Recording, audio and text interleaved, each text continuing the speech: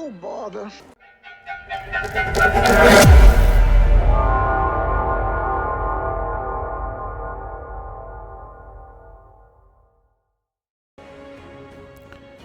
Hello my friends, and welcome back to another episode of Decisive Battles. Last time, brother stood against brother in a clash that shook the Empire to its core. But war does not end with a single battle. Its consequences ripple outward, and today, that wave will come crashing against the Empire's shores. As always, check the description for a bird's eye view of the larger movements shaping this conflict. And if you're enjoying this series, don't forget to leave a like and drop a comment to let me know your thoughts. Now, let's dive into today's battle. Struggle for the Northern Shore.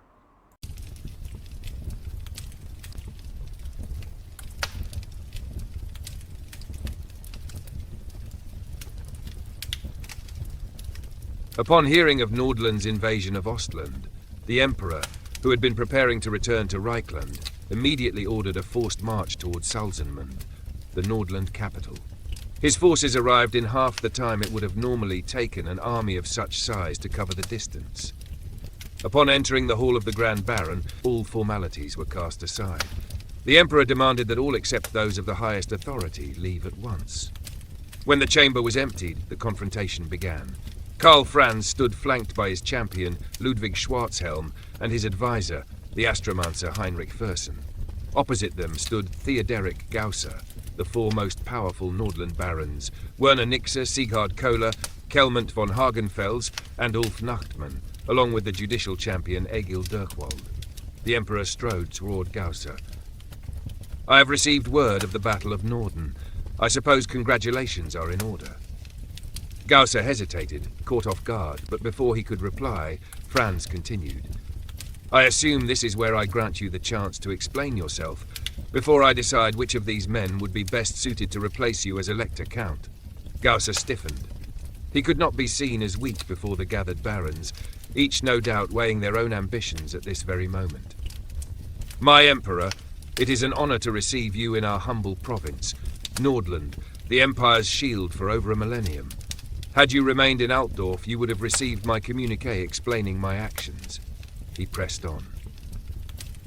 "The plight of the northern marches, and in particular Norden, has long weighed on me. Did you know that Nordlanders make up the majority in that region, or that von Raukov and his ilk have long oppressed them?" Franz remained unmoved. "And this is your justification for conquest?" he asked. "For risking civil war and weakening the Empire's coast?" Gausser shook his head. "No, my Emperor. There was no conquest, only deterrence. We sought to show solidarity with the Nordlanders of Norden and persuade von Raukov to end his tyranny over them." He then pivoted. "If you have heard the battle reports, then surely you know it was Ostland that struck first, not us." Had Franz not already spoken with Todbringer about Gausser's ambitions, he might have entertained the Count's story. But he knew better. Openly accusing an Elector Count of inciting civil war was dangerous, even with evidence, and would only deepen the fractures in the Empire. Still, he would not let the lie stand unchallenged. "If your forces were merely peacekeepers, as you claim, then why did you hire mercenaries?" Heinrich Fersen stepped forward, handing Franz a scroll. The Emperor unrolled it and read aloud. "This contract explicitly orders the capture and imprisonment of Oleg von Raukov, a precaution, I assume, should your peacekeeping efforts fail." Gausser barely suppressed his rage. One of his own commanders had betrayed him, leaking the contract to the Emperor. He was grasping for a retort when the hall doors burst open. Arthur von Pretzen, commander of the Knights of the North Star, entered in haste. "My Emperor, Grand Baron." He took a breath. "Norscan ships have been sighted west of Dietershafen. They have broken through the fleet." Karl Franz turned to Ludwig Schwarzhelm and gave a sharp nod. The champion left at once to ready the army. Then the Emperor looked back at Gausser. "We will continue this discussion later, Count. In the meantime, I suggest you prepare your forces to defend your actual province." With that, he turned and strode from the hall, von Pretzen following close behind. Once more, the Imperial army marched to battle. The fate of Nordland's shores hung in the balance, and the Emperor would not forsake his duty. But how his men would fare against the fury of Norsca, only time would tell.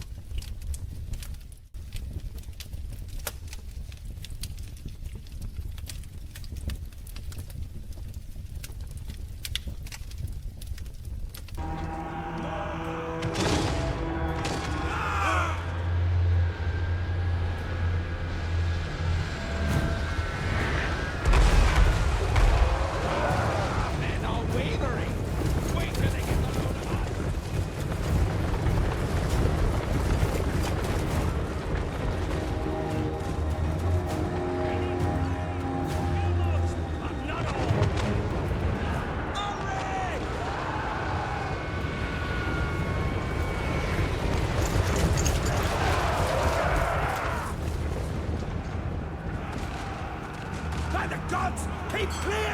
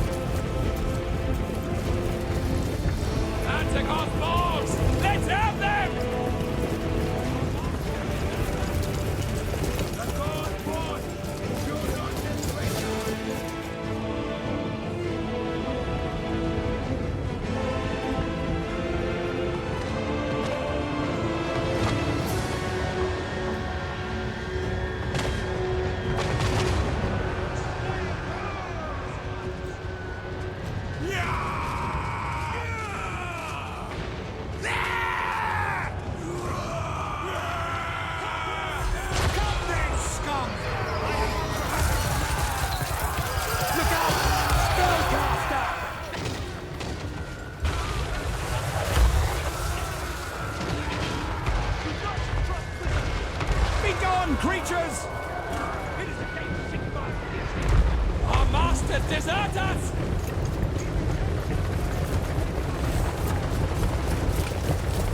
That is true magic!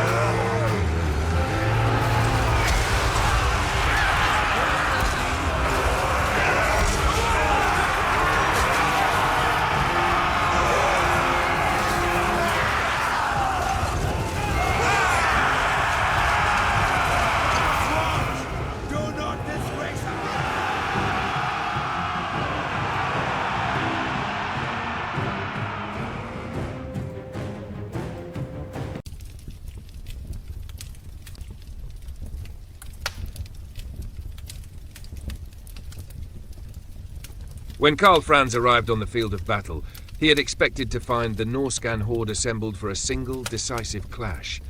Instead, he found chaos. The enemy had already fractured into multiple warbands, striking from every direction.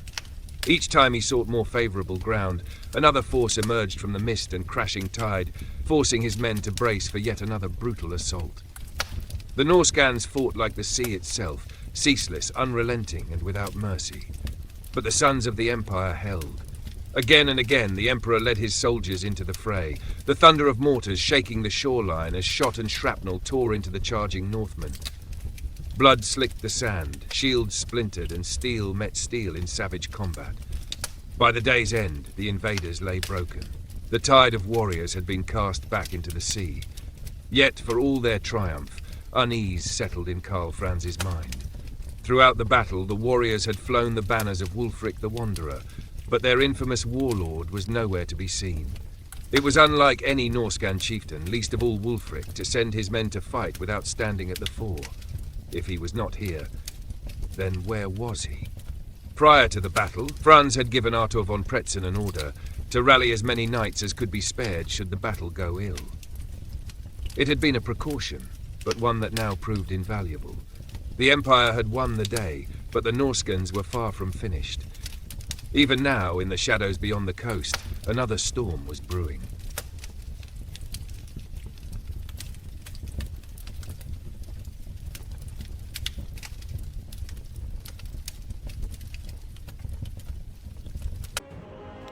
The battle for the northern shore is over, but the tides of fate continue to shift. The Emperor has driven back the raiders into the sea, yet the absence of their chieftain looms like a shadow over this victory. What is the Wanderer planning? Where will the Norscan strike next? As always, if you enjoy what I do, please let me know, and if you have thoughts or theories about where this story is headed, My team and I love reading your comments.